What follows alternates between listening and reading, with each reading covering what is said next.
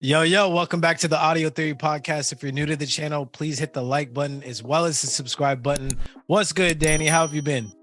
What's good, dude? Hit the fucking like button. I think that's our new saying. I've been great, man. I've been great. We've been away for 3 to 4 weeks, so appreciate everybody who's been listening to old episodes and just commenting on the TikTok. It was cool to get some, nice comments while we were away for a minute. But dude, I've been great, man. I was telling a buddy of mine at work the other day, this is like all like good things, like the traveling I've done over the last 4 weeks. But the last 4 weeks, bro, I've been in a different city that wasn't my own. And like the idea of that sounds crazy. I know we're going to talk about your traveling too, because I don't think it's too far off. But dude, it was it was Madrid 4 weeks ago, Ibiza 3 weekends ago, Berkeley, California 2 weekends ago, and then this last weekend I was in Brooklyn, New York, doing engagement photos. Like the idea that was like the last 4 weeks is like a fucking wild experience, bro. Like I'm telling you, man, after I got back from Berkeley, because we had such a good time, and again, I definitely missed you out there. It was weird not to at least stop by and see you in San Fran, but next time. But the idea of being in Berkeley, bro, like right after a massive Spain trip, so I came back, worked 2.5 days, and went right back on a trip. Bro, like that following Tuesday at work after Memorial Day, I was like, bro, I don't even know what to do here. Like, I don't want to be here. I just want to go back on vacation. Like, I'll just spend whatever money I have left. It's fine. Because, bro, like, it was hard to come back to work after, like, the majority of the trip was done. But I had a great time. We'll chop it up. I was going to go to now. So, like, I was in Spain for 10 days, which is great. I appreciate the recommendations in Mallorca, which were fire. Bro, so when did you go again? Like when you were in Mallorca, like what time of the year? I went end of August of last year. Okay, so around peak season. So I think I found a travel hack. So you guys can, call this part of the pod travel theory. Dude, so we went in the beginning of May, and I was told that peak season starts beginning of June, like right now. So we went a month before peak season. But everything was opening up and getting ready. It's like all the restaurants, all that stuff were open, the bars. So bro, it felt really nice to like be out there and like not be swarmed by people constantly.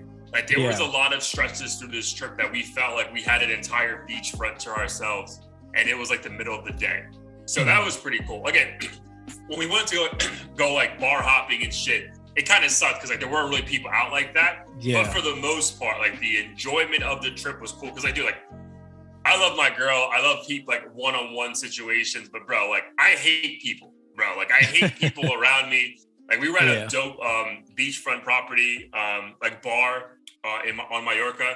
And then dude, we had a perfect view of the water. And we're like, yo, we're gonna just chill here for 6 hours and not do anything. And then these rowdy group of Europeans just sat right in front of us. Were they German? Yo, they're everywhere. Oh, yeah, the Germans, that's guy I work with, he's German, and he said like that's they're there more than fucking Germany. Bro, yes, man. And I get it. Gina's like my fiance hasn't really been like traveled to Europe, so I think she understood the accent. But I knew they were German, bro. And they're everywhere, bro. Like you can't, like some are rowdy, some are chill, but dude, they're like 7, 8, 10 deep at all times. But I get it though. Like, dude, like again, like European traveling within the European Union is so cheap that dude, like, dude, we'll pay 100 euros for a round trip flight and then we'll all just fucking get a cheap hotel and figure it out, right? So I get it.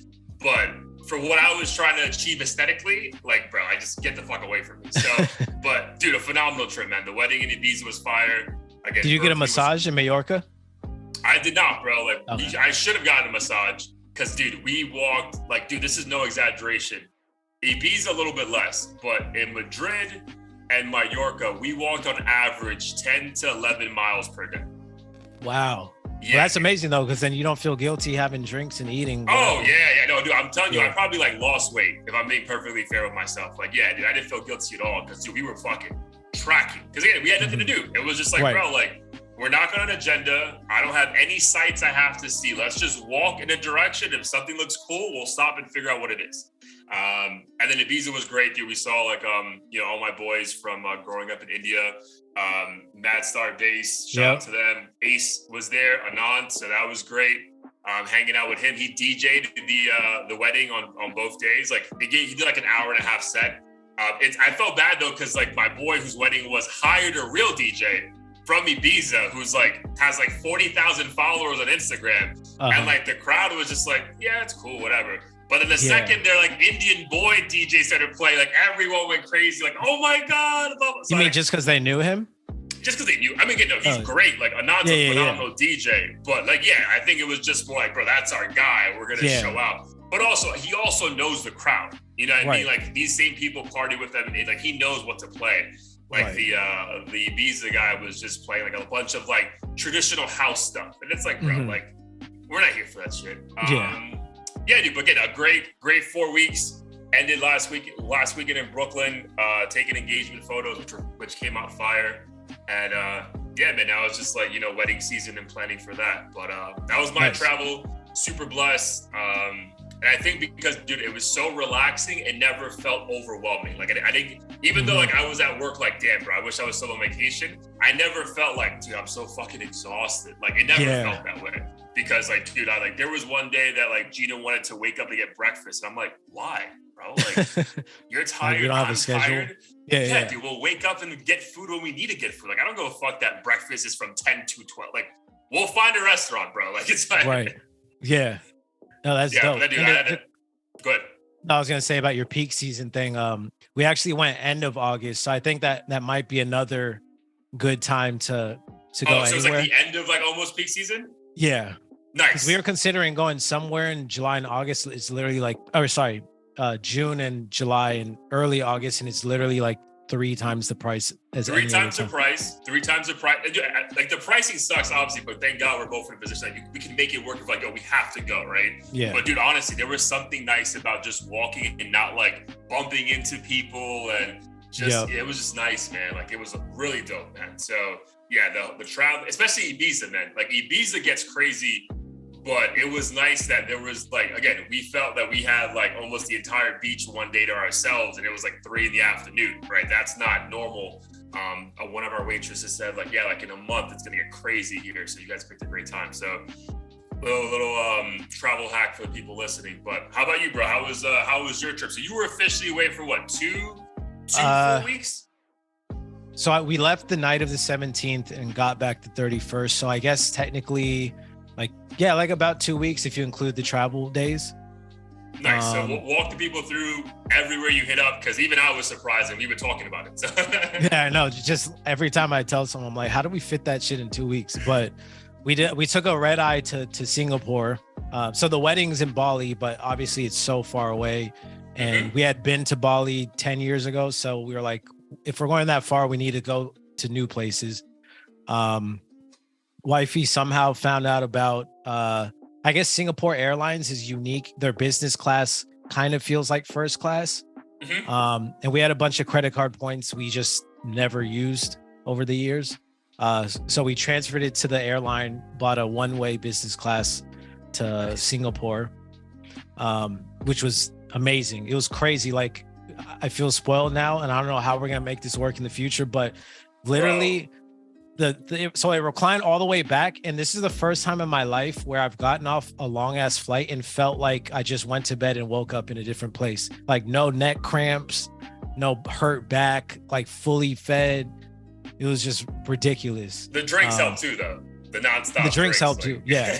And the thing is, I don't like drinking on my normal economy flights because I feel sick and I can't put my head down. Yeah. Whereas this, you could just lie down fully. So, we got lucky with that. And Singapore is dope, but it's so humid.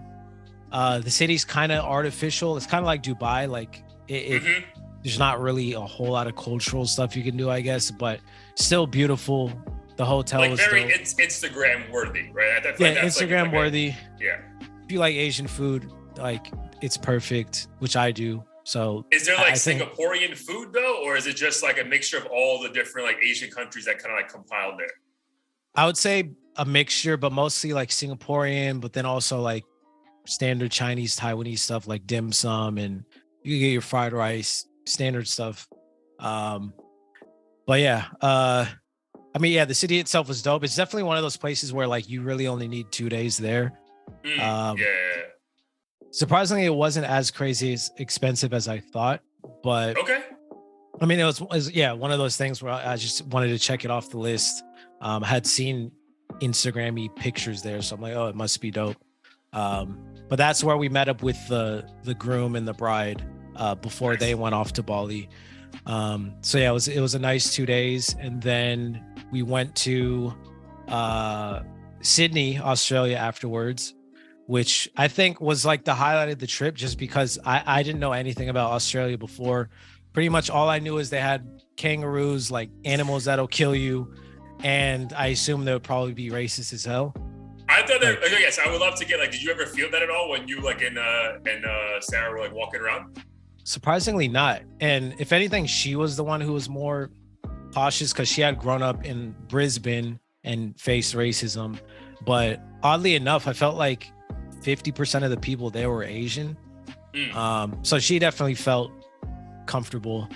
Granted, we did kind of hang out in Chinatown and around here and there. So like, obviously someone in that area probably doesn't hate Asian people or other races, but I think Sydney's generally larger and just more accustomed to dealing with foreigners. So that might be why. But I saw like 3 black people the whole time I was there, which is kind of crazy. Like not even just 3 black people, like 3 brown people. Like there was Indians here and there, but like I heard Spanish a couple times, but they're from Spain, most likely. And I don't know what stuck out to me though it was hands down like the cleanest, safest city I feel like I've ever been in. Yeah, dude, I get that vibe every time I see, like, I have a couple friends who live out there, and like it was like what you were posting, like, dude, like just so clean, on the water, like just like why wouldn't you love to live there? Like, yeah, it definitely gave that energy. Yeah. And I will say the downside was we met some friends in our Hawaii trip earlier this year, and they happened to live in Sydney. So we hung out with them, which was nice. They kind of showed us around, just talked about Australia in general. But one of the things that was kind of frustrating was, I guess they passed some law where now they have to measure every single shot that goes into a cocktail. So they won't give like generous pours ever, no matter what. So basically, and the cocktails were super watered down and sugary. So we were better off just getting beer and wine at that point. We had to learn the hard way. But you know, first world problems. It was a great time. That's been me this entire week, bro. Like I'm like, yo, I'm not trying to complain about anything, but when I was in Madrid, you know what I mean? Like, and similar to you, like talking about no one being around, like the hotel had this nice ass indoor pool and jacuzzi and gym. And for some reason, like nobody was there, nobody utilizing it every day, all day. And I'm so accustomed to like getting in the nice jacuzzi and fucking 8 kids come in with their parents and they're screaming and jumping in, doing cannonballs. But it was like the most relaxing 4 days we could have asked for prior to the wedding, which was really nice.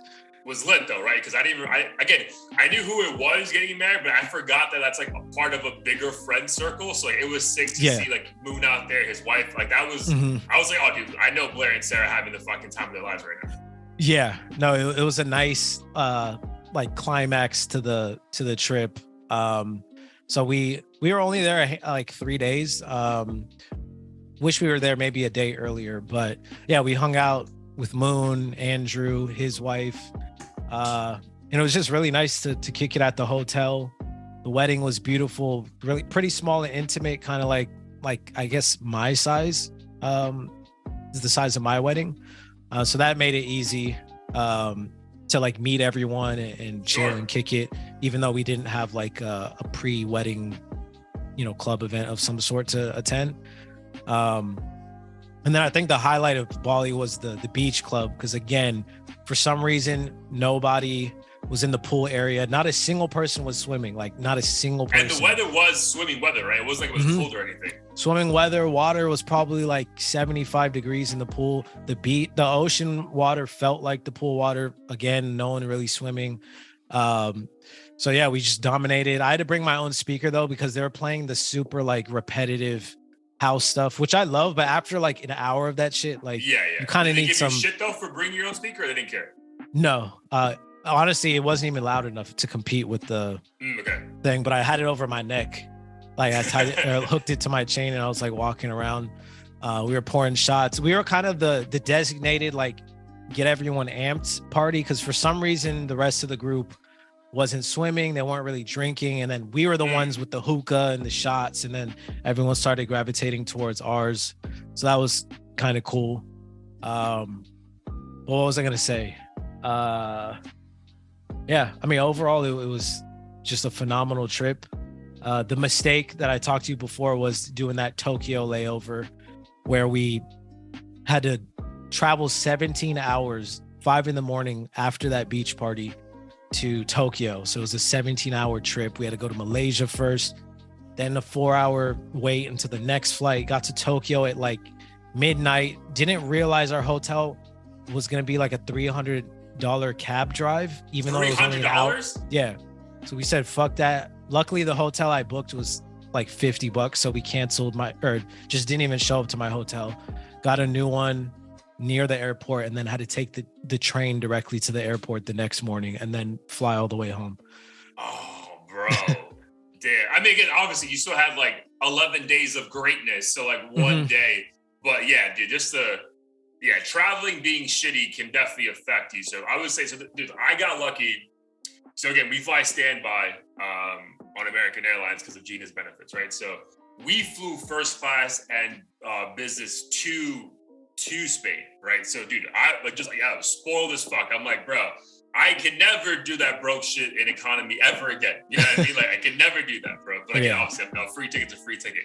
Right. So karma came for me quick, because on my flight to Berkeley, which is 6.5 hours to San Francisco, 6.5 hours from Miami International, bro, not only did I not get first class or premium economy, bro, I got row 33, which is the last row on the fucking plane. So, dude, my seat doesn't go back. It's right next to the bathroom, so it just reeks of shit. Yeah, and everyone is like condensing to the space around me and grabbing my chair. I'm like, bro, like I'm doing my best to not lose my fucking mind. And then for whatever reason, even though that flight is as long as it took from New York to Madrid, they didn't serve any food because it's a domestic flight and all domestic flights no longer get food and beverages. So I'm like, yo, you got me in the last row for 6.5 hours cross country, and you won't even give me a glass of wine, motherfucker? Like, are you kidding? Yeah, that's the worst. Bro, the worst, bro. Again, first world problems, but still, dude, I was like, that first class shit spoiled me, bro. Because when like we got those tickets, I was like, oh.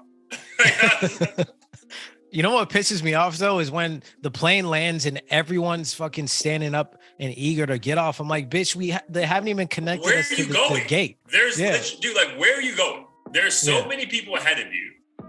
Dude, like so it's funny, like in I don't know if they had it in Asia, but on all of these, so we took 3 trips. So we had to fly from Madrid to Mallorca to Ibiza, and Ibiza back to Madrid, to Barcelona to leave back. On all those stops, dude, all the airlines did a thing where they tell you when to get up. So, hey, row 1 through 5, you stand up. Now 6 through, I was like, bro, America should do this, bro. Because like, yeah, it's like, bro, a flight's gonna break out because motherfucker in row 26 has a fucking connection. I'm like, bro, that's not my problem. Like, I don't know what to tell you. They need those roller coaster ones where it won't unlock it won't open up your lock. Yeah, they just need to implement that shit. I'll pay tax dollars for that. Yeah, it's the worst, bro. But dude, yeah, I'm glad that you got back safe. Travel for me was immaculate, bro, because again, I mentioned this before, flying standby, the anxiety of like, am I getting on the flight? Am I not? Dude, knock on wood, we didn't have to worry about that shit any of the times, bro. Like, all the flights were wide open. Again, I think because it wasn't peak season, that we were too nervous. I will say this, man, I was disappointed about Madrid because it just felt like another city. Because like I was eager to go. Like otherwise, I would have been like Barcelona, Mallorca, and Ibiza. But I'm like, dude, I've done Barcelona twice. So I'm like, let me try another major city. But yeah, dude, it just felt like a much cleaner and prettier New York. And I'm just like, bro, like for the vibes I'm trying to create, like this isn't it. You know what I mean? Like, and that was the one place, again, unlike Mallorca and Ibiza, like that shit was fucking, like you couldn't get away from people fast enough. So, so I would say if anyone's thinking about going to Madrid anytime soon, just know it's just like another popular city. Like what for sure. I'm sure what Sydney is at times, or what like stuff in Asia is, because like that's God willing, we're going to Thailand for the honeymoon. And I told him, listen, we're not going to Bangkok, because like I've been to Bangkok, and I know it's a beautiful city, but it's just a city, bro. Like at the end of the day, like these major cities are all the same. Like they all want to be like a kind of a mini version of New York, and like have all the latest gadgets, and I'm like, bro, like we're good, bro. Like not at all. No, those islands around it are gorgeous, so you should definitely do those.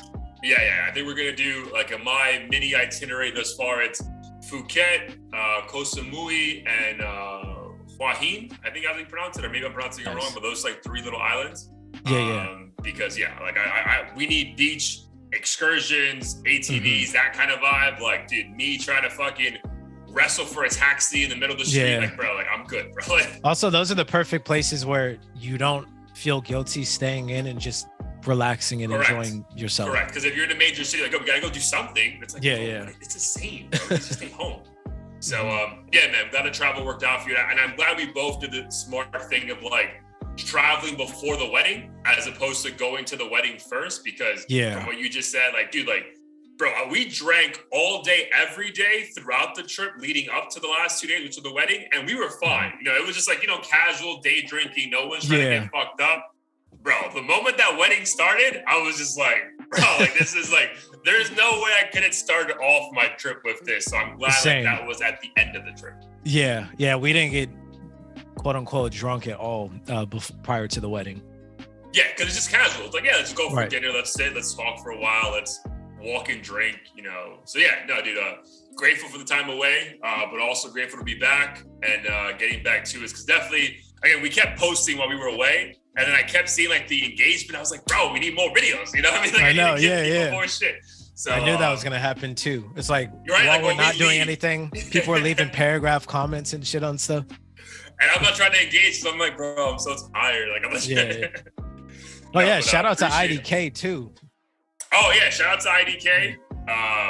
Reposted our video that we posted on social media that he was a fan of.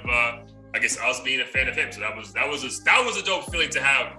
I think that was right before the trip. And I'm like, bro, like I can't wait to get back. So that momentum definitely came through for us. But man, let's get to it. This is gonna be episode 143. 143. Everything else is up. Last episode 142, the attack of the white rappers. No news has broken of MGK breaking Jack Harlow's jaw, so we'll keep you guys updated if that happens. But dude, I guess the biggest thing in all of hip hop culture right now is Gunna actually being back and releasing music. So this past Friday, he dropped a single called Bread and Butter, where he alludes to, I guess, the head of QC being a snitch himself. He disses Lil Baby with a subliminal, and he essentially says he didn't really snitch. He just told it himself because he was kind of tricked by his lawyers into saying something. But overall, before we get into like what he said and why he said it, if it fucking matters, dude, I enjoyed the song, bro. Like, I'm not gonna lie. Like, again, I always said, like, I've always been a fan of Gunna. I thought he was gonna be one of the MVPs of this year, of last year, before he got locked up. Dude, again, I love his flow. The beat selection seems very cohesive with like how he likes to deliver his music. And dude, again, his flow is so nice that even if you think it's mumble rap, which is not, you're gonna fucking enjoy the song and bop your head to. You know what I mean? Yeah. So it's really hard for me to critique the song from like, I think it's bad. I mean, dude, this guy had a year or something to fucking come up with these lyrics. He delivered on that point. So kudos to him. I enjoyed the song, very much. So what were your thoughts on it and everything else? I enjoyed it as well, sonically at least. In terms of like the details of who really did what and him being tricked and stuff, I didn't really pay much mind because like at the end of the day, I don't really care. I don't really know whose side to take, but in terms of the music itself, I think it's great. And the whole time I'm thinking to myself, he's too talented to fall off completely. Sure, like within the Atlanta scene or amongst street rappers, he's probably not going to get certain features, probably not going to be played in certain clubs. And I think even a certain club like in Atlanta recently, like basically booed the DJ playing his song. But I feel like know your audience, bro. Like, you can't. I know. I wonder if it was just like a test, like he did it on purpose to like, kind of poke at him or something. But yeah, in general, I think he's too talented to fall off, and I feel like if he continues making hits and just kind of maybe gears towards the pop route or like more mainstream route and less street route a little bit more, then he'll be completely fine. Yeah, because it's funny though, man, because I feel like I was thinking about like his like not greatest, yeah, I guess greatest hits, right? And I don't think any of his greatest songs are like people featured on it with him. It's usually just him. But I do think there's something to like the idea of like just not having like an official cosign. I do think like if he gets like an official cosign, like I don't think Drake's gonna do it, right? No. But someone who's like close to that caliber, I really think all this goes away. Like people aren't even thinking about it. But I just think people are just like still like hesitant to like give it a stamp of approval because they're like, well, let's just see what happens with Young Thug's trial and then we'll see how we feel about it. Right. And the thing is, like, I know Tekashi's probably not a good comparison, but I think the difference is Gunna is like a very likable person. Yeah. So people are going to give him the benefit of the doubt. And I don't think Gunna was ever aggressively talking about street stuff. I mean, you know, he might have had a few bars here and there about shooters or whatever, but I think as long as he doesn't, I think it was there. It's just I feel like his delivery. Persona, his persona is just not that. So I think we just like, because I do like, I remember like we were talking about this like 3 months ago when like Quavo was on Drink Champs with Takeoff, and they were talking about, oh, we never put killing in our music. I'm like, bro, yes, the fuck you do. You know what I mean? Like maybe that's not how you deliver yourself as a person, but your music is saying that. I feel like Gunna has enough songs about like killing a few people. Yeah, but I don't think anyone believed he was the one. Agreed. Agreed. Whoever's around him, sure, but not him or himself. Or just like a good rhyme that kind of keeps the song going. Yeah. Same with like, I don't know, like I think Tory Lanez rapped about trapping in the trap house and doing all kinds of stuff. And in the back of my mind, I'm like, there's no way he did this, or he might have done it like once. But it sounds good. And like, it sounds good. It sounds cool. And I'm sure a few of his homies probably do that. So you just give them the benefit of the doubt. But yeah, I'm looking forward to more music. I'm so over this, like who snitched, who didn't, who kind of snitched stuff. Like at this point, it's just beyond me. Yeah, it's beyond me, bro. And I am glad that enough people, again, my timeline is only the 800 people I follow or whatever. But I feel like enough people were posting the song like on their own stories, like almost like, yo, like if it's good, I'm gonna bump it. You know what I mean? And I feel like that should be the mentality, bro, because these people didn't fucking snitch on you. You know what I mean? Like your life is still fine. You know what I mean? When they're talking about killing whoever, you still bump it. So now, like, if he happened to tell on himself, like that's a problem for you. Like, why do you care? Kind of a thing, right? So, yeah, man. Again, if it's good, I'm gonna bump it. And I feel the same way I think you do as well about 6ix9ine or whoever, bro. Like, if you snitch, but the music is fire, I think we're in a peak. Like, I think people finally just said 6ix9ine go away because the music was terrible. And we're like, bro, like at this point, like you're annoying. Like it's hard to root for you because you do all this stupid shit and your music is bad. So like you don't really have anything to offer me right now. Whereas with Gunna, he's always been cool. His flow sonically is fire. And bro, like you didn't snitch on anyone who I really like did not affect my family. So like I don't care, bro. Like at the end of the day, as long as the music's good. You know what I mean? Like that's that's the most important thing. So again, dude, shout out to him for putting out a body of work that I think is good, and we'll see if an album comes out this year. With 6 months to love. Yeah, I'm sure it will. And I feel like with most artists, I forget what the phrase people have been coining, but it's essentially a hit song will make people forget. Obviously, it depends what you did, but you could still do something pretty heinous, and if you have an undeniable hit, people are gonna quickly forget. I agree. That's a phenomenal segue by you to the next topic. So I wanted to ask you, do you think cancel culture still exists, specifically in hip hop? And the reason why I say that is that during the traveling that we just did, you go to different bars and lounges, people are playing different kind of music. Also recent American playlists that I listened to on both SoundCloud and Apple Music. Dude, there was a lot of Kanye, new Kanye, old Kanye being played. Tory Lanez, new and old. Obviously Chris Brown, but I mean, I don't really think people actually hate Chris Brown, but just like I'll throw him in the mix. And bro, people were enjoying it, loving it. The mixes were fire. So I'm like, dude, if these DJs who know that like, hey, people are listening and may not approve of this, quote unquote, are willing to take these risks and play these artists, like, is cancel culture even a thing if we genuinely still enjoy the music? Like, does it even matter, right? Like, Kanye, yes, he did all the crazy shit 7-8 months ago.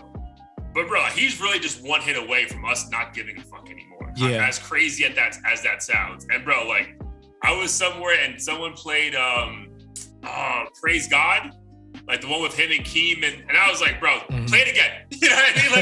Like, so like, there's just like, in my heart of hearts, I'm like, it's almost like the Michael Jackson. Oh, dude, at the DJ at the wedding play like 2 Michael Jackson songs, and people lost their minds. You know what I mean? So I'm just like, is it really a thing? Like, is it just like a thing that people like to post to see like how bad it can get, and then like forget about it? Because like in my heart, I truly feel like if the music was ever good at one point, I don't think you ever truly get canceled because people still want to hear that shit. I think permanent cancellation isn't really a thing unless you like straight up murdered someone and you just disappear. But I think it has a temporary effect. Like, you'll lose a sponsorship that was in the works. You know, your tour might get canceled, or your upcoming appearance on this interview. You might go to jail. You know? Yeah, you might go to jail. Like, sure, like within the first few months of it, you might, you know, be in the red financially. But I think if you disappear, mind your business, don't do anything else stupid, eventually it's pretty easy to come back. I think Travis Scott kind of perfected it by disappearing. Yeah, he was gone for what, like 8 months or some shit? I don't know how long it was, but during the period of all the TikToks and stuff that were made about the concert, I think everyone was like, wow, like he's done. But 4 months went by. Yeah, we said that. And then like 5-6 months went by, and like even I like kind of forgot that it happened. And I didn't blame him for it either. Dude, I think, great. I wasn't even thinking about him. And dude, I wasn't even thinking about him because in my mind, he was never canceled. Even though if you go back 8 months ago, bro, we're like, he's done. Like, how do you come back from this? You killed 26 kids, like, as if he did it himself, you know what I mean? Yeah. But that's a great example. And I think he is the best blueprint of like, bro, if you just shut the fuck up and go away and like, don't feel like the need to constantly like defend yourself, you'll be okay. You know what I mean? Because, bro, there is an argument to say that what happened at his concert could be considered worse than the DaBaby stuff, the Travis Scott stuff, and the Kanye stuff, right? Because what did Kanye do? Kanye made some pretty bad comments, but didn't actually hurt anyone. You know what I mean? Tory pulled a gun that may have been ricocheted and shot a girl in the foot who's walking now and is absolutely fine. And DaBaby made an offensive comment to a group of people, bro. But they all kept fucking talking, you know what I mean? And like making it worse a little bit, you know? Whereas like Travis Scott came out with more sponsorships, more sneakers dropped that got sold out. And everyone is eager as fuck right now for this album that may or may not even be good because we have no idea what to expect. You know what I mean? So, yeah, kudos to him. But again, another example, bro, like there's a way to get around cancel culture if like you shut the fuck up, and at the end of the day, if the quality of content you've put out previously is worthy of our attention, bro. Because at the end of the day, like, people want to hear Travis Scott. People want to hear certain Tory Lanez songs that are fire. And people want to hear Kanye West. Like, you can say whatever the fuck you want about Kanye West. People want to hear Kanye out and about, bro. Like, I'm going to tell you right now, bro, I'm playing at least 4 or 5 Kanye songs at my wedding with no shame. You know what I mean? Like, figure it out, bro. If you get offended, go for a walk, come back. You know what I mean? So, I just feel like, like to your point, I think it's, there's ways to get around it. And the idea of like actually ending someone's career because of whatever comments they said or actions they did, I just feel it's in the long term, I don't think that ever happens. Right. And I also think if there's room for doubt or like different interpretations, it can kind of make it easier for people to turn a blind eye or look the other way. Like with Tory, we don't really have footage. So if you think Tory didn't do it, then you can just convince yourself he didn't do it. With DaBaby, I'm sure some people were like, oh, he was just being funny. You guys are sensitive.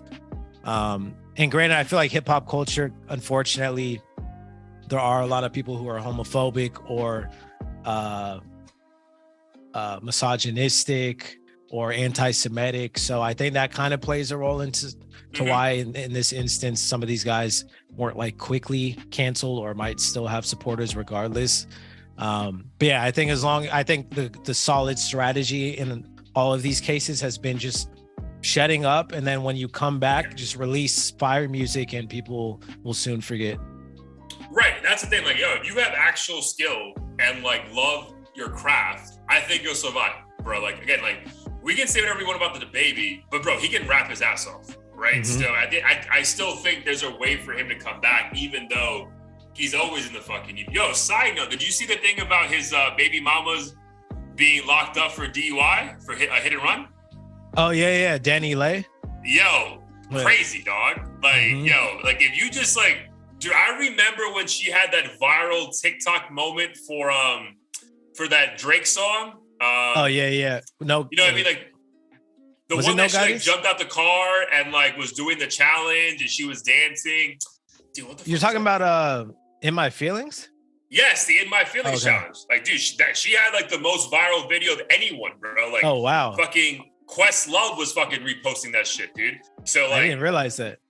Yeah, so to go from that peak and then get a rap career and then to fucking get embarrassed by your baby daddy on like IG Live and everyone's clowning you, having your brother get his ass beat at a fucking bowling alley, and now you might be facing a few years in prison for a fucking hit and run that left someone like paralyzed. Bro, that fall from grace is wild. What pisses me off is literally the only deterrent in my life for driving after a few drinks has been money. Like being like, damn, the Uber's $50. Like, I'm only going a mile or whatever. Yeah. I don't know why these fucking millionaires don't have their chauffeur fucking take them to wherever it is they're going. Yeah, dude, I don't know. It might be a thing. Like, these guys all feel the pressure of having an expensive car and like they want to stunt when they pull up to the clubs and the lounge and stuff. But okay, that's a terrible reason.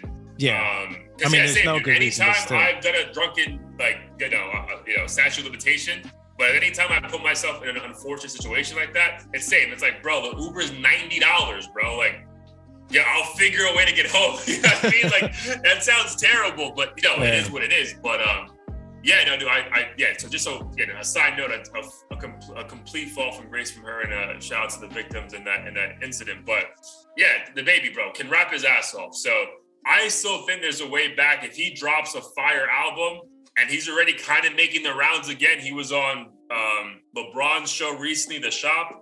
He was doing a thing with 50 Cent a couple nights ago, and 50 keeps like reposting it. So, I mean, there definitely seems like there's a road for him. But yeah, I don't think anyone can do it better than Travis Scott, bro. Because I'm telling you, bro, I truly believe he was gonna be gone for a while.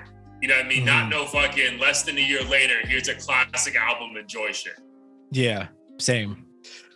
Yeah, I think as long as people follow that strategy, they'll be fine. Kanye's a more peculiar case because people always treat the Jewish community as his boogeyman that like doesn't take any shit and you're done for good if you come after them or say anything or slander them. But I'm really curious to see what Kanye's comeback will look like and if he'll even address any of the stuff he said or just pretend like he never said it. Yeah, so the thing it's weird though, because I feel like in a weird way, unlike Travis, because his career is so young, dude, I really think Kanye can feel like he came back without officially coming back, if that makes any sense. Like if he doesn't drop one more song, but the playlist and the DJs are still like pushing his shit and like start sampling his songs, I feel like that's him winning in a weird way. Like I really think there's a way for Kanye to come back, maybe create his own clothing line, and then never drop new music. And I think that's him still feeling to himself like, yo, I'm back, bro. Because I'm telling you, man, like these DJs during the summertime, run the internet. You know what I mean? Like anything you see online, if people enjoy themselves outside, is like a fire DJ playing like great sets, right?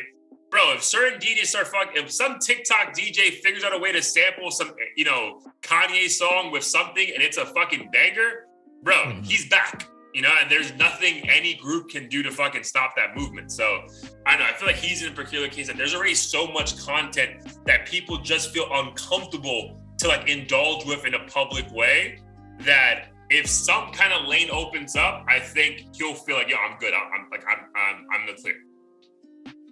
I feel like he'll come out with new music. I doubt he'll address anything regarding like the Jewish community specifically. Yeah, I think because you could only get, burned so many, like at some point he's like, bro, there's like a limit with this shit. Like, yeah, I think it'll be like a vague reference where he'll say like, they don't want me to speak the truth or something like that. But I don't think he'll really poke at it too much. And I think it'll be kind of similar to, every now and then a rapper will make a racist comment towards Asians or something. And then for like 2 weeks, people are like, let's protest this song. I think YG had a song teaching people how to rob Chinese neighbor communities or something. I feel like people will kind of just forget with time. It seems like a pattern with all these guys. Yeah, no, you're right. But yeah, it'll be interesting to see. But let us know your thoughts on cancel culture in the comments. And if you think that cancel culture is more of a real thing than we think, let us know as well. But dude, kind of wanted to, before we get out of here, I just wanted to talk about the new music that came out while we were away. We can do it in order. So I was excited that this actually dropped when I got to Ibiza. But it's funny, I enjoyed this album, but it was actually different than what I thought it would be. So it's the KAYTRAMINE and Amine album. I think it's pronounced KAYTRAMINE. KAYTRAMINE? Yeah, KAYTRAMINE. Yeah, so dude, it's a full body of work, 11 songs.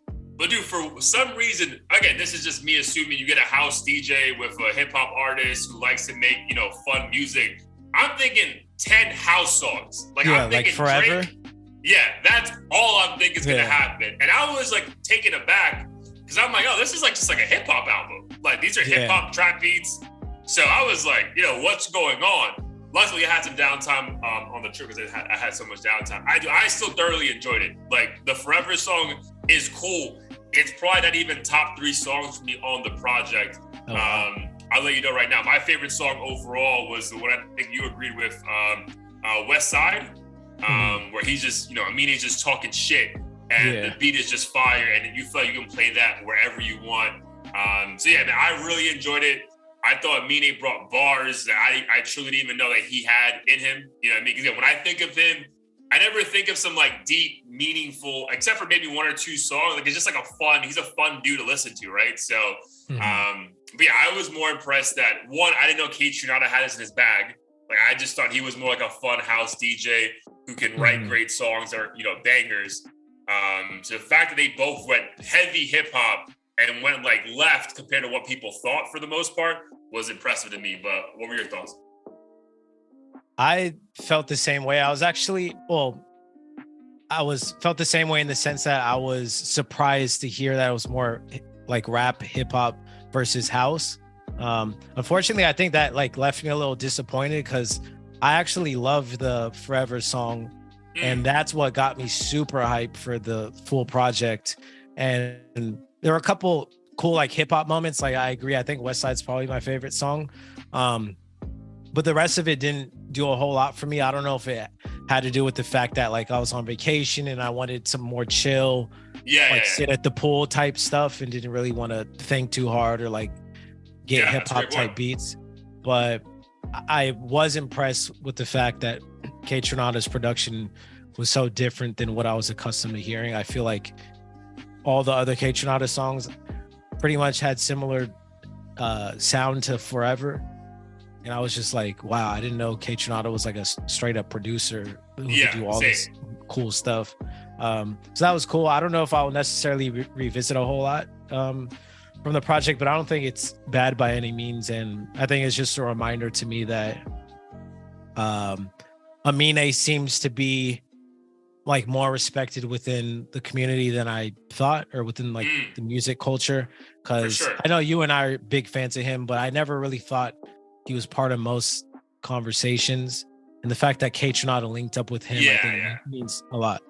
Yeah, that's probably the most impressive. Like they would even come together and make this body of work, right? Is probably the most impressive part. And the fact that, again, I do think that the content and quality of it was really good. But I get that, dude. Like, if you're on a vacation, like, yeah, there was a certain energy that we were expecting. Like, I'll tell you, I was thinking Forever and like all of the Honestly Nevermind, like kind of energy, right? Because again, that's what I think about when I think of KAYTRAMINE. But again, still a great body of work and definitely a good like workout album. Because again, there are a couple of songs that are just like fucking hip hop, like grunt, like the Freddie Gibbs song and even the Big Sean song. I think Master P is what it's called. Like those are some good fucking songs, you know. So again, shout out to them for being different and again being not giving into what people probably assumed what the album was going to be. And then I guess the other biggest body of work that came out, and this shit already has a deluxe, by the way, that I just found out about today, but Metro Boomin presents Spider-Man Across the Spider-Verse, the soundtrack. Bro, I'm gonna let you go first, because I feel like my shit's gonna be a little bit too biased. So what were your thoughts on the album, on the soundtrack? Yeah, I'm gonna be a tough crowd have you today. seen the movie yet? Because I know that you guys are the biggest movie buffs in the world. I have not, but we definitely are going to. And because of vacation, we didn't see a single movie last month, which means our subscription wasn't being used. So we have to make up for it and just see. Oh, so it's like you lost money. You're like, bro, I got to watch like 10.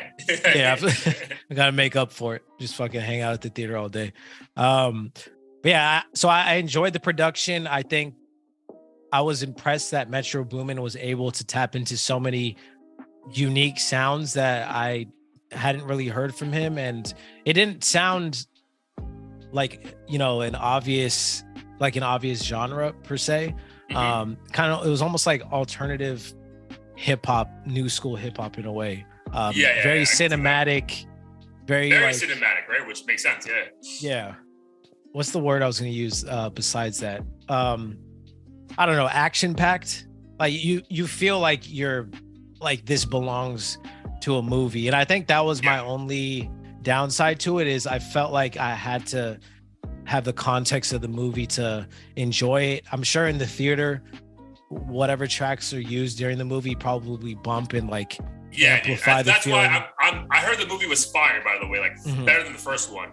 But yeah, I'm eager to see how the music plays. Like, because remember, like Sunflower was like the main song throughout the first one. So like, I'm curious to see which song is like the Sunflower of this year. Right. But that's my fear, is I don't know if I can enjoy it that much outside of the cinema. Got it. So and that's how like most soundtracks kind of continue. I'm curious. Go. We're gonna say. I was gonna say, like Fast and Furious, for instance, like some of them are so over the top, and it's like, this is clearly made for like, yeah, let's race cars and fuck shit up. Like sometimes those songs are, I just don't know what other context I would listen to them in. No, that's a great point. Like I can think back to like, there's only like a handful of soundtracks I truly fuck with, bro. Like Rush Hour had a fire soundtrack. The first Dr. Dolittle soundtrack was fire.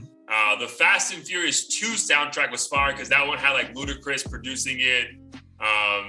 But yeah, bro, maybe like 4 or 5, bro. Like there's not many, man. Because again, like to your point, sometimes these soundtracks are so specific to the movie that like if you don't fucking like even remotely enjoy the movie, you're not gonna enjoy this fucking album. Right. You know what I mean? So like I don't want to hear the rappers rap about like Venom and Dr. Octopus and shit. Yeah. Like that's when I have to draw the line. No. Oh, and I would say another great soundtrack was, well, I guess it wasn't the soundtrack, but it was inspired by the movie. I would say it was American Gangster by Jay-Z. Because that was the first time an artist ever was like, hey, I'm going to make this album from the point of view of the main character in the movie, every song. You know what I mean? Like, that was unique. So I would say... was a brilliant one. Brilliant. And it's a great body of work, right? It's probably one of his better albums, to be perfectly honest. So kudos to him. But, bro, I haven't seen the movie yet, bro. I love this fucking album. So a couple quick shout-outs and, like, notes. So, one, you heard him here first, so please remember this. Johan Lennox produced on 4 tracks on this fucking album, bro. Like, that in itself is fucking, shout out to him. Like, but the fact that he, like, to his point on the pod, like, he really is the strings guy, bro. Like, if there's even a hint of strings, guaranteed my man's gonna be on that fucking song and, like, kill it. So shout out to him. But also, dude, like, it's almost like you obviously watch a lot of movies. Were you like an Adam Sandler fan growing up? No, I was complete opposite. Really? Okay. Yeah. But you were aware of his My movies, friends though, were. right? Yeah. Yeah, they forced me to watch them. Did you ever see like the trend? Like his movies had the same 5 or 6 guys always. Like different levels of roles. One can have more, one can have less. But this, like, he only made movies with his fucking dudes. Yeah. Bro, Metro Boomin has figured out a way that, like, bro, like, I don't give a fuck who's popular or who's not. I got 6 names, and that's all I have for you, bro. And it's gonna be the best shit of your life, bro. Because it's Sway Lee, it's Future, it's Offset. When Offset hasn't done shit in 3 years besides get kicked out of Migos and have beef with Quavo, it's Don Toliver, it's James Blake, it's 21 Savage, and maybe I missed like one more person, bro. Travis, like, usually. I don't know. ASAP Rocky. Yeah, ASAP Rocky. Bro, there's like 3 people I named who don't have shit going on besides being on a Metro Boomin album. And bro, this shit sounds flawless, bro. Like, again, it's almost like we made those jokes about like, like Hit Boy and Nas, right? Like, Hit Boy just knows how to make Nas elevate to a certain level. There's something about Metro Boomin that, ASAP Rocky goes into a different stratosphere, bro. And it reminds me why I said I thought he'd be like the MVP or like the next guy up eventually, because I'm like, bro, this guy has all the talent in the world, probably just doesn't give a fuck that much, right? But yeah. And dude, Sway Lee is another one, bro. Like, again, I don't think I've enjoyed a Sway Lee song since the last Spider-Man, bro. Like, but on this album, he has like 2 bangers. And I'm like, bro, where was this for your fucking Shrem Life 4? Yeah. Which I like threw away after like a day. You know what I mean? Like, I know. So, yeah, Shrem Life 4 was disappointing, but I agree. The Sway Lee one on this one definitely stood out. Yeah, and dude, that's a phenomenal way to start a body of work, right? Like, dude, that his voice, again, man, like his voice over the right production is just next level. So, dude, I love the album, bro. Like, this is, again, it is obviously an action-packed soundtrack for an action cartoon. But, bro, this at the gym, bro, like, you feel like you're setting fucking PRs all day, bro, because this shit is just so energetic. And, like, you're not overthinking, but the lyrics hit hard. Dude, even Lil Wayne came correct with his bars. Like, man, like, I really enjoyed it, bro. This is probably one of my favorite soundtracks of all time. Again, I don't think that's like 4 or 5 good soundtracks. So it's not saying much, but this is really, I mean, dude, for him to follow Heroes and Villains up and 6 months later give us this, and dude, like, for him to really do the entire movie score with, dude, shout out to Metro Boomin, bro. Like, again, not to compare people, Hit Boy's winning in his own way, but bro, Metro Boomin right now is clearly the biggest producer in the game. Like, it's not even close. This 2023 might be his year because he killed it at Coachella, apparently. Yeah. Even though we went there. Yeah. He's got this going on. I forget what else. He was this year, the superheroes and villains or whatever? This year, like at the beginning of the year, Yeah, this is his year.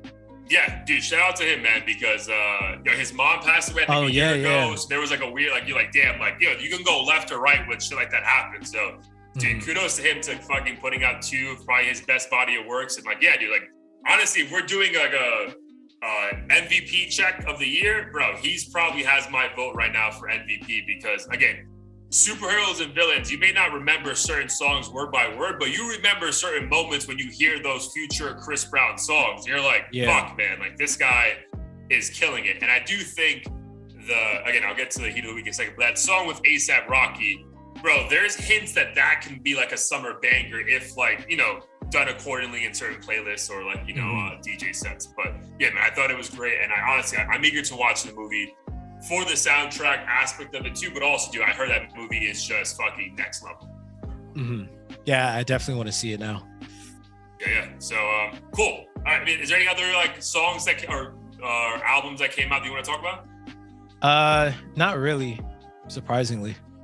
Which is honestly like a gift and a curse. I was happy because, like, obviously being on vacation, like, I don't want to miss out on shit. Right. And I also don't want to sit down and listen to an album for an hour. You know what I mean? Yeah, same. I know. I was like kind of happy and kind of pissed that there wasn't anything new to listen to besides these 2, but it is what it is. Yeah, I'm glad like the Gunna stuff and I think that song with Dave and Central C were just singles. So like it's just that's like easy and tangible to fucking listen to. So it worked out for us, dude. But awesome, man. So like, you want to give a heat of the week then before we get out of here? Yeah. So my heat of the week is actually West Side by Amine Nice. or KAYTRAMINE. Like you said, I think it was just dope to hear Amine talk his shit. He didn't do anything, super crazy. I think he kept it simple and was clever with it in certain ways. And I liked how he incorporated the sound effects after like the hook in the bar talking about like hanging up on his ex and then the phone ring or whatever, or the dial tone going off. So yeah, I've listened to that several times. That might be like his thing, like almost like how Drake's thing is like make the lyrics so obvious when he stops. Yeah, I think like Amine's thing is like thinking back to like old albums, like I think he always kind of does that, like the sound effect of like what he just said, which is could sound corny, but like it always just sounds actually refreshing with him. And I always wonder when I hear that if that's the producer's idea or if that's the artist's idea, because I mean I haven't really, like, pretty much everything I do is by myself. Obviously, I don't have like a team telling me what to do, but I always wonder with those artists who have like bigger groups of people that they work with, if the producer's like, yo, let me chop your word off here and just put the phone sound instead or something. Yeah, dude, I try to think back to like interviews, and I do think I'm gonna lean towards it's the rapper who maybe like hears something in their head and then like kind of just says it to the producer, kind of like make it happen. And the only reason why I say that is there's like a famous like Just Blaze interview where he's saying that he made this song Breathe for Fabulous, but the woman wasn't saying breathe when the beat was first made. It was just saying, she was saying something else. And then Fabulous heard that and was like, yo, make her say breathe and then add that sound effect throughout the chorus. So got it. I'm gonna lean towards the artist, but yeah, dude, you would know more than me. Yeah, I guess it's probably a mix of both. That's probably the right answer. Yeah, but go on. I didn't mean to cut you off. No, I mean, it was just a dope song. And again, I was surprised KAYTRAMINE, I almost said KAYTRAMINE, surprised KAYTRAMINE made beats like that. Like it felt like a very, almost like something Pusha T or some shit would rap on. Yes, dude, that's a great analogy. 100%, dude. And dude, I honestly like there's rumors of them going on tour together for this album. But bro, I would love to see that because obviously like them together will be great. But I also am excited to them to like do different sets. Like separate things. Yeah. Yeah, bro. I feel that could be a fire tour. Especially on a beach or something. Exactly, bro. Like that's some Ibiza, Mallorca shit that I'm like, yo, fuck, let's go back. We just have to make sure to not black out. Yes. I feel like we'd be so hyped for it in pregame like 5 hours in advance. Yo, side note, I'm 6 days sober now, so I only got fucking 58 more days to go, so pray for me. Nice. But so my song and my heat of the week, because I would have gone with that, but I'm glad you picked it. I'm going to go back to the Metro Boomin soundtrack for Spider-Man. The song is Am I Dreaming? It's Metro Boomin, obviously, A$AP Rocky, and then the singer called Rosie. That dude, I've never heard of her before, but bro, she fucking makes this song. Like, bro, her vocals, like the way, like again, I just think it's production, bro. Like some producer can just get like the best out of people, bro. Like the combo, because like A$AP Rocky doesn't say anything crazy. Like he has like literally one like 16 bars, and they're great and they're good and it sounds fire. But it's just like the whole cohesion of this, the production, the singing, the rapping. I'm like, bro, I gotta go watch this fucking movie. But I heard that song like right when I started lifting weights, bro. And I was like, yo, I played this shit back like 4 or 5 times, dude. Like no exaggeration. I think I told you, like, dude, the first 3 songs on this album are enough for me. Like if it was just a 3 EP soundtrack, I would have been fine with it. You know what I mean? But obviously check out the entire soundtrack if you haven't. But Am I wrong? Am I dreaming? No, Am I Dreaming? Is my heat of the week for episode 143. I wouldn't be surprised if they play those songs in the during the movie. Yeah, Am I Dreaming for sure. Annihilate with Sway Lee and Lil Wayne for sure. And then probably another one that's probably not so obvious. But yeah, I'm excited when I go watch the movie and figure out, which one it is. I definitely, and this is just me saying it, I don't think Nas Morales is in the movie at all. The Nas song at the end, I'm like, bro, this is just, you wanted Nas on this album, but bro, this has no reason to be on this chat. Oh, bro. Right. Yeah, I doubt that one. Yeah. But all right, man. Episode 143 in the books. Happy to be back. getting back to episodes every single week, but let the people know what we got going on, man. Let's get out of here. Yes, sir. Catch us at audio-theory.com. New episode every week, as long as we're in town. On all platforms as well. Spotify, we got the playlist up there, Apple Music playlist. So check out the Heat of the Week selections, new one each week as well. And cop some merch if you're on YouTube. Check down below. Summer's here, but we got t-shirts. Maybe we could add even sleeveless shirts up to the store as well if there are those shorts, available. Some shorts. Oh yeah, that would be fire too. Yeah, tune in, share, like, subscribe, donate, do what you can to support the channel, and tune in next time. Hit the fucking like button. Love you, dog. Fucking like Great to see you again. Love you too. Peace.